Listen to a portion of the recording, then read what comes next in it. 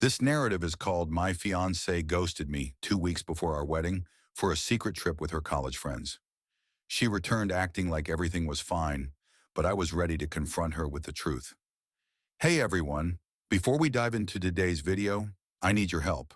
We've noticed a decline in the channel's growth, and subscribing is one of the easiest ways you can support us. It's fast, free, and helps us continue producing great content. Your support truly means a lot, so let's keep growing this channel together. Thanks so much. Now let's get into the video. Hey everyone, so this is something I never expected to share here, but life has been really overwhelming recently, and I need to get this off my chest. My name's Jackson, I'm 27, and up until 2 weeks ago, I thought everything in my life was on track. I was set to marry my fiancée, Rachel, who is 26. We had been together for 7 years. 7 years? That's almost a quarter of my life. I had it all planned out. Marry the woman I loved, build a future, and live happily ever after. You know, the usual fairy tale. Let me give you some background. Rachel and I met in college when she was a freshman, and I was a sophomore. I'll never forget the first time I saw her. She was sitting with her friends on the campus lawn, laughing at something, and she had this radiant energy about her. I know it sounds cliche, but it's true. She had that rare ability to light up a room as soon as she entered. We started dating after a few study sessions that weren't really about studying at all. They were just my excuse to spend time with her. Over the years, we experienced all the highs and lows. Finals, job searches, and that awkward phase when I thought a beard would make me look more rugged. Spoiler, it didn't. She was my constant, the one person I could always rely on. Fast forward to this year, and I decided it was finally time to propose. We talked about marriage before, and I knew she wanted it, but I wanted to wait until I could offer her something really special. So when I popped the question at the diner where we had our first date, she cried and said yes before I could even finish asking. It was one of those unforgettable moments. After that, it was all about wedding planning. If you've never planned a wedding, let me tell you, it's chaotic. There are so many decisions to make. Venue, catering, flowers, table settings, and don't even get me started on the seating chart. Rachel was a perfectionist, so every detail had to be just right. It was stressful, sure, but seeing how excited she was made it worthwhile. We decided on a small garden venue outside the city. Nothing too extravagant, but it was beautiful. Everything was set, invitations sent, RSVPs rolling in, and our family's already in town to help. Rachel's mom practically lived at our house, while my mom had turned the living room into a craft zone. Rachel and I stayed up late the night before, finalizing the seating chart. She insisted her college friends shouldn't sit near the DJ because they'd make it impossible for anyone else to enjoy the music. I joked that they just brought energy, but she gave me one of those playful yet serious looks, and I caved. Typical Rachel, stubborn but always with a smile. Honestly, it wasn't just about the seating chart. Lately, it felt like her friends were becoming more important than our relationship. She started spending more nights out with them, brushing me off with a casual, "You don't mind, do you?" Of course, I said I didn't mind. I didn't want to come across as controlling, but it hurt when she canceled dinner plans with me to hang out with them. That night, we were talking and laughing about how hectic everything had been, but something felt off. Rachel kept glancing at her phone, smiling at messages and quickly locking the screen when I looked her way. I didn't ask, why would I? I trusted her, but now I can't help but wonder what she was hiding. This wasn't the first time Rachel had left without saying much. It started happening more often, early trips for coffee or errands, barely leaving a note. I thought it was just her way of dealing with the stress, but now I realize it wasn't about stress at all. I made some coffee and waited for her to return. After an hour had passed, I started wondering where she was. I sent her a quick text. "Morning, where are you?" No response. Maybe she was caught up with errands. Rachel wasn't the type to just disappear, so I didn't let it bother me too much. I decided to tackle my own wedding to-dos, double-checking the caterer, finalizing the playlist, and picking up the wedding favors we'd ordered weeks ago. But when lunchtime came and I still hadn't heard from her, I started to feel uneasy. I texted again, "Hey, everything okay? Haven't heard from you all morning." Still nothing. That's when I called her. It went straight to voicemail. Now that was strange. Rachel always had her phone on her, especially when things were this hectic. I thought maybe she had forgotten to charge it, But even then, she would normally text me from someone else's phone or leave a note if she was going to be out for a while. I called her mom next, wondering if she was with her. Her mom seemed surprised when I asked. No, she didn't say anything to me. Isn't she with you? That didn't help my growing anxiety. Neither her dad nor her sister, who was staying at her parents' house to help with the wedding, knew where she was. At this point, I was pacing the living room, trying to convince myself everything was fine. Maybe she just needed some space. Weddings are stressful, but by dinner time, when she still hadn't returned, I was a wreck. My mind raced to the worst-case scenarios, and I couldn't shake the feeling that something was seriously wrong. That's when I realized her car wasn't in the driveway. She had completely vanished. I stood there staring out the window, trying to make sense of it all. My first thought was that maybe she had taken off somewhere unexpected, maybe to clear her head or deal with pre-wedding nerves. But the more I thought about it, the less it made sense. Rachel wasn't the type to ghost anyone, especially not 2 weeks before our wedding. I went upstairs and started searching, hoping to find some clue. Her clothes were still in the closet, her shoes neatly lined up by the door, and her suitcase was untouched in the corner. If she had left, she hadn't packed, but her purse was gone, along with her phone charger, which I hadn't noticed before. I sat on the edge of the bed, my heart pounding, and tried calling her again, straight to voicemail. At this point, I was a mix of worried and frustrated. Where could she possibly be? I grabbed my phone and scrolled through our recent texts, searching for any clues. Our last conversation had been about seating arrangements. Nothing out of the ordinary, no sign that she was upset or troubled. It was just a normal chat. That's when I decided to start calling her friends. First was Brittany, her closest college friend. Voicemail, then Ashley, another one of her friends. No luck. One by one, I called every single one of her close friends, but none of them answered. It was like they had all disappeared with her. At this point, I was on edge, feeling like something was off, and I wasn't just imagining it. I called her mom again to update her. She tried to reassure me, but I could tell she was just as worried as I was. Maybe she'll show up soon, she said, her voice shaking. I hung up and tried to distract myself, but it wasn't working. I paced around the house, phone in hand, checking it every couple of minutes like it was my lifeline. My mind kept spiraling. What if something had happened to her? I even started Googling news reports, checking for any local incidents, but there was nothing. By 9 p.m., I was completely drained, sitting on the couch, having gone through every possible scenario in my head. None of them made sense. My thumb hovered over the police station's number. Reporting her missing felt extreme, but what else could I do? Then my phone buzzed. It was Eric, my best friend. He sent me a text that made my stomach drop. Dude, what's Rachel doing in Mexico? I quickly replied, what are you talking about? He didn't answer right away, which only made my anxiety worse. Finally, after what felt like an eternity, another text came through. Check Instagram, Brittany's story. My hands were shaking as I opened the app. I hadn't been on social media all day, too caught up in my own panic. I found Brittany's profile, and sure enough, her latest story was tagged in Mexico. I clicked on it. There they were, Rachel and her college friends, lounging by the pool at some fancy resort, drinks in hand, laughing like they didn't have a care in the world. My fiancée, the woman I thought I'd be marrying in 2 weeks, was on a beach vacation in another country. I stared at the screen, feeling like I'd been punched in the gut. She looked happy, carefree while I was back home, losing my mind, convinced something terrible had happened to her. I went through the story frame by frame, trying to make sense of it. The first clip showed the group by the pool with Rachel in the middle, wearing that floral swimsuit she'd bought a few months ago. The next showed them clinking glasses with the caption, "Reunion Vibes." Then came a shot of the resort with Cancun, Mexico, tagged in big bold letters. I didn't know how to feel. Anger, confusion, betrayal. I was stuck somewhere in between, staring at my phone like it had personally offended me. I texted Eric again. WTF, is this? He replied almost immediately, I don't know, man. I thought you already knew. My mind was racing. Rachel never mentioned anything about a reunion. We had spent every day together leading up to this. There's no way she would have planned something like this without me noticing, or so I thought. I texted Rachel, keeping it short and blunt.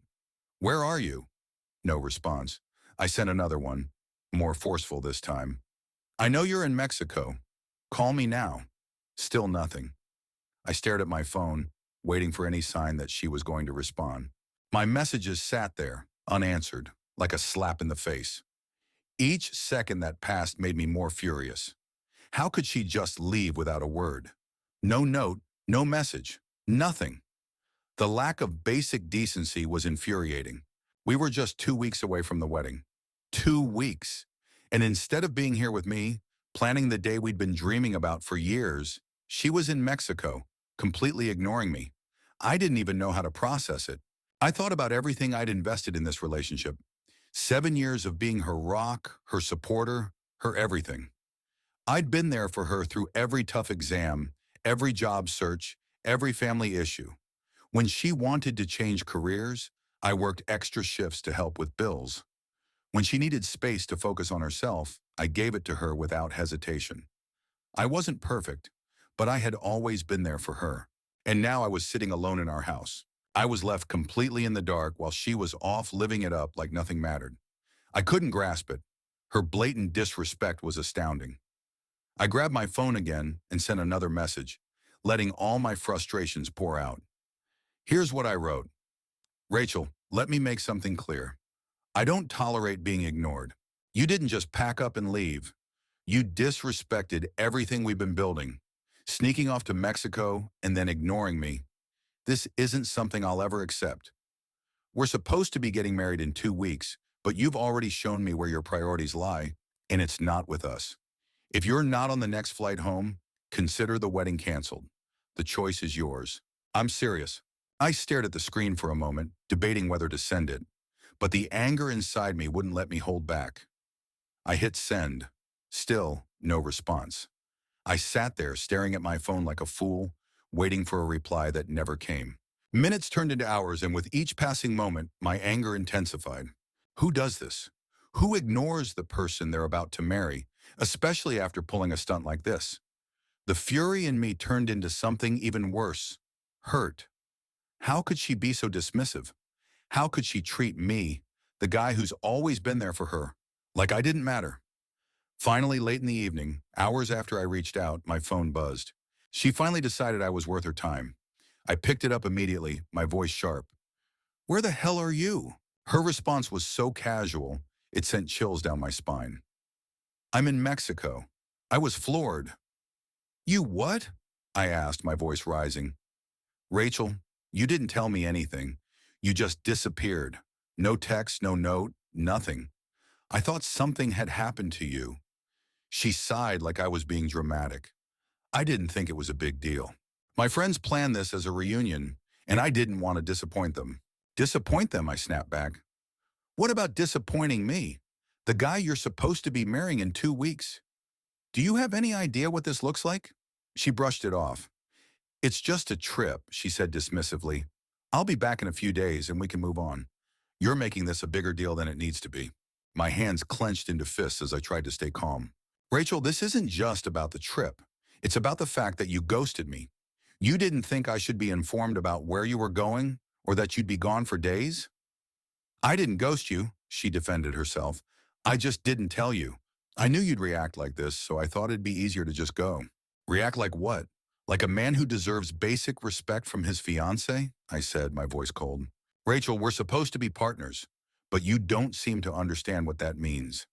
You're acting like a single woman with no responsibility. You don't get to make decisions like this on your own and expect me to just go along with it. She let out an exaggerated sigh. They told me last minute, Jackson. I didn't have time to explain everything. Okay? I don't see why you're making this such a big deal. It's just a few days. I'll be home soon. Can we not turn this into some huge drama? I couldn't believe what I was hearing. My voice grew firmer. This isn't about drama, Rachel. It's about basic respect. Do you think last-minute excuses justify sneaking off without saying a word? Do you even understand what it means to be a partner? I've given everything to this relationship, sacrificed for us, and 2 weeks before the wedding, this is what you decide to do? Unacceptable. She stayed silent for a moment, and I thought maybe, just maybe, she was starting to understand how badly she'd messed up. But then she said, I needed this trip. My friends planned it, and I didn't want to hurt their feelings. I'm sorry if that upset you. but I'm not coming home early. I was floored. I said firmly, hear me out. If you don't come back on the next flight, there's no wedding or a man to come back to. Her tone shifted, turning colder. I'll be back in a few days. Let's talk about it then. You're overreacting. Before I could respond, she hung up. I stared at my phone, disbelief washing over me. She wasn't just dismissing my feelings. She was doubling down on her selfishness. I had given everything I had to this relationship, and now it felt like she was throwing it all away. For the first time, I began questioning if I truly knew the person I was about to marry. That thought lingered as I sat in the quiet of the house we had built together. Rachel's dismissive voice echoed in my head. You're overreacting. Overreacting. A part of me wanted to convince myself that this was just stress, a temporary lapse in judgment. But the more I thought about it, the more I realized how deliberate her choices had been. This wasn't a mistake. It was a betrayal of trust. I couldn't sleep that night. I sat on the couch replaying our conversation in my mind, wondering if I had ever treated her with the same disregard. I couldn't think of a single moment. I thought about all the times I had canceled plans with my friends just to be with her, how I always put her first, and now here I was, feeling like an afterthought. But if this is how she's acting now, just 2 weeks before our wedding, how could I ever trust her later? Marriage is about teamwork, and it's clear she's not someone I can rely on when it counts. The more I thought about it, the more I realized someone like her just didn't fit into the life I was trying to build. By the time the sun came up, it was obvious she wasn't coming back, and I wasn't going to sit around waiting anymore. I switched into full-on action mode. I knew exactly what I needed to do. The first call I made was to the venue. My voice was calm and steady, like I had already made this decision 100 times in my head.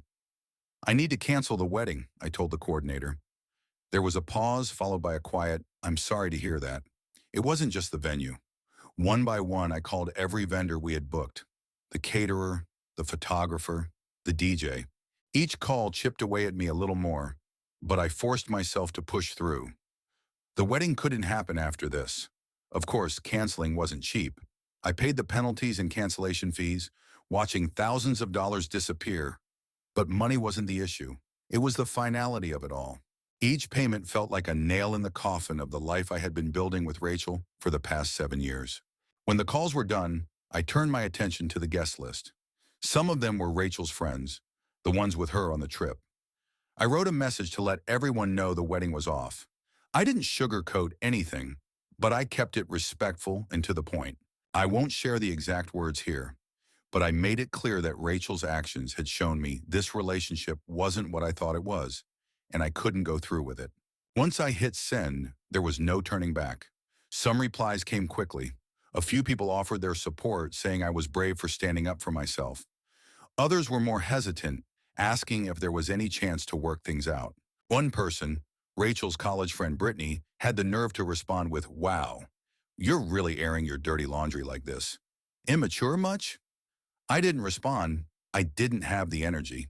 My parents, however, weren't as understanding when I told them what had happened. The reactions I got hit me like a freight train. You canceled the wedding? My mom's voice was sharp, disbelief dripping from every word. Without even waiting for her to come back and explain, she's in Mexico with her friends. Mom, I said, trying to keep my tone calm. She didn't tell me anything. She ghosted me, and now she refuses to come home. What was I supposed to do? Talk to her, my mom said firmly. You've been together for 7 years, Jackson.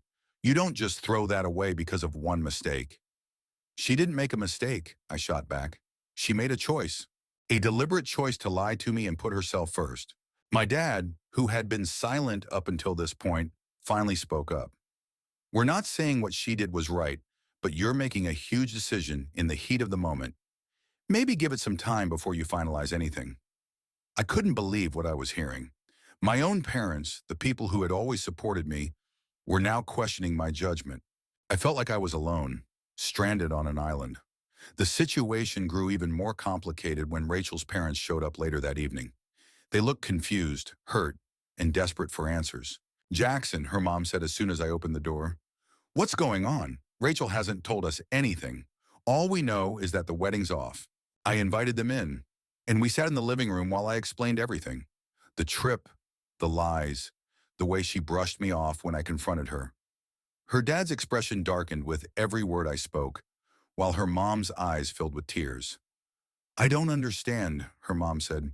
She was so excited about the wedding. Why would she do something like this? I sighed. I wish I had an answer for you, I said honestly. But the truth is, I don't even know who she is anymore. Her dad shook his head, jaw tight. We'll talk to her. She needs to come home and fix this. Good luck with that, I muttered, bitterness creeping into my voice. She didn't listen to me, and she's not answering your calls either, is she? They stayed for a little while longer, but there wasn't much left to say. When they finally left, the silence in the house was heavy, but I didn't mind it. I needed that space to think. Sure, doubt crept in for a moment. 7 years isn't easy to walk away from. But then I reminded myself that respect isn't negotiable, and I wasn't about to settle for someone who couldn't understand that. Still, part of me wondered, did I overreact by canceling the wedding? Should I have waited, let her explain everything in person? Or was I right to stand my ground? I know I couldn't ignore the signs, but sometimes it's hard not to second-guess myself. Anyway, I'll update if anything changes. Thanks for reading, and let me know what you think. Would you have done the same? Hey guys, before I jump into the update, I want to address some of the comments calling me overreacting or immature for calling off the wedding. Look, I get it. From the outside, maybe it seems dramatic. But let me ask you this. How many of you would be okay with your fiancé disappearing 2 weeks before the wedding, lying about where they are, and ignoring your calls? This isn't just a one-time bad decision. It's a respect issue. If you think I should have just shrugged it off and said, no big deal, honey, enjoy your secret getaway, then good luck with that and your relationships. Me, I'm not about to spend the rest of my life wondering if I matter to the person I'm with. This update will just prove me right anyway. So here's the juicy part. The other day, Eric texted me again. Bro, it gets worse, the message read. Attached was a screenshot of another Instagram story. It wasn't from Brittany's profile, though. It was from Rachel's. But here's the thing. I couldn't see it on my account because she'd put it on her close friends list, and apparently, I wasn't on it. The screenshot showed Rachel sitting at an outdoor table, holding hands with someone. The caption read, "Some things never change." My stomach dropped. I zoomed in on the picture, and that's when I saw him, David, her ex. And just like that, everything clicked into place. The lies, the casual dismissal, the trip itself. It wasn't about stress or relaxation. It was about him. Apparently, Rachel hadn't just gone to Mexico with her friends. She'd gone to reconnect with her past, with the guy she used to date before me, the guy she had always brushed off as just a part of my life before we met. A new wave of anger flooded through me. Any doubt I'd been carrying about canceling the wedding disappeared in an instant. I wasn't overreacting. I wasn't making a mistake. Rachel had made her choices, and they showed me exactly where her priorities were. Then my phone buzzed again. It was Rachel calling. I didn't feel the urge to pick up. I let it ring until it stopped. Then it started again, and I ignored that call too. A few minutes later, the texts started coming in. The first one was short and desperate. I wish this was a joke. I didn't reply. If she wanted this to be a joke, fine. She had turned our relationship into one, so maybe it was fitting. Around that time, her friends started trashing my name to anyone who would listen. I heard through mutual friends that I was controlling and immature for calling off the wedding. They said I overreacted, that I couldn't handle Rachel having her own life. The irony wasn't lost on me. These were the same friends who encouraged her to lie and sneak off in the first place. I ignored it, but the audacity of them trying to make me the villain just added fuel to the fire. But when the calls and texts didn't work, Rachel must have realized she wasn't going to get through to me that way. The next day, I heard her car pull up outside the house. The trip was over, and I didn't need to check to know it was her. I stayed where I was, sitting in the living room, waiting. The doorbell rang, followed by constant knocking. Jackson, Rachel's voice cracked through the door. Please, just let me in. We need to talk. I took a deep breath, walked to the door, and opened it. I didn't step aside. I stood in the doorway, blocking her path with my arms crossed. My arms were crossed, my expression calm but firm. Rachel stood before me, looking like a wreck. Her hair was messy and her eyes were swollen from crying. Tears streamed down her face as she looked up at me. Please, Jackson, we need to talk. You can't just do this. We're supposed to get married in 2 days. There's no wedding, I said, my voice steady and cold. You made sure of that. Her face crumpled as she shook her head. No, this isn't right. We've been together for 7 years. You can't just throw that away. Throw it away? I let out a bitter laugh. Rachel, you threw it away. You threw it all in the trash when you lied to me, when you left without telling me, and when you decided this trip was more important than us. She tried to interrupt, but I wasn't finished. Do you even understand what you've done? I continued. I gave you everything, Rachel. I supported you when no one else did. I stood by you when you doubted yourself.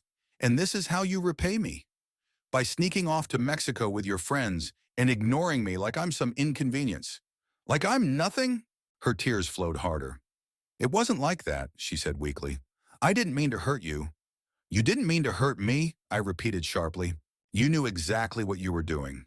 You knew this would hurt me, and you did it anyway, because you only cared about what you wanted. She reached out, but I stepped back, holding up a hand to stop her. Don't, I said firmly. She stared at me, desperation written across her face. I love you, Jackson. Please, you have to believe me. You just what? I cut her off sharply. Needed to relax? Needed to reconnect? Or maybe you needed to parade around with your ex and broadcast it like it was some kind of trophy moment? Her face drained of color. That wasn't... I didn't mean for that to happen, she whispered. But it did, I said coldly, keeping my voice steady and firm. And it wasn't just me you disrespected. You embarrassed me, dragged my name through the dirt, and made me look like a fool to everyone. Do you even understand the weight of what you've done? Or is accountability just a foreign concept to you? She broke down, sobbing uncontrollably, her cries echoing through the doorway. I just wanted to say goodbye to him, she whispered. Goodbye, I repeated, shocked. Rachel, you're supposed to be marrying me. What the hell do you need to say goodbye to your ex for? She looked up at me, her eyes pleading. It wasn't about him, Jackson. I wasn't trying to hurt you. I needed closure before we started our new life together. At that point, all I could feel was contempt. You've had 7 years to get closure, 7 years to let go of the past. And instead, you chose now, 2 weeks before our wedding, to go chasing after it. Do you even hear yourself? Do you realize how ridiculous you sound? She didn't answer, just stood there crying, begging with her eyes, but I was done. I have nothing left to give, I said, my voice steady and calm. You ruined this, Rachel. Not me, she sobbed. Don't do this. Don't throw us away.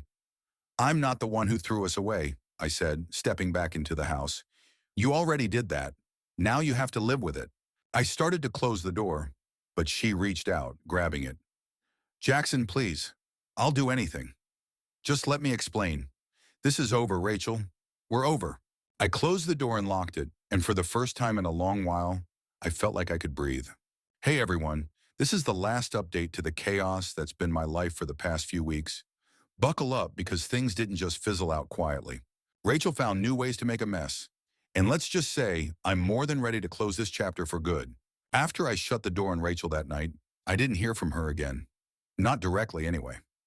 I figured she'd gone back to her parents' house to sulk and spin her side of the story. At first, it felt strange not having any contact after 7 years together, but honestly, the silence was better than the drama, or so I thought. Turns out, Rachel wasn't content with just fading into the background. Since I'd blocked her on all social media and my phone, she decided to get creative. Remember that group message I sent to the wedding guests to let them know the wedding was off? Yeah, Rachel got a hold of that list. She started sending messages to the same people, trying to paint herself as the victim in all of this. The messages were wild. A couple of friends forwarded them to me because they figured I'd want to know what she was saying. In these messages, Rachel claimed I'd overreacted, refused to talk things through, and threw away our relationship over what she called a misunderstanding. Oh, and she conveniently left out the part about sneaking off to Mexico and hiding it from me. According to her, she just needed a break and was pressured into going by her friends. Some of the people who forwarded me the messages said they were confused and wanted my side of the story, but honestly, most of them were already on my side. They saw through her act and told me they didn't buy her excuses. One friend even replied to her, saying, if you were so innocent, why'd you block him from seeing your close friend's story? That made me laugh. As for my parents, they were still a bit iffy on how I handled things. At first, my mom couldn't stop with the 7 years is a long time to throw away line, and my dad, while quieter, was clearly unsure too. I didn't blame them.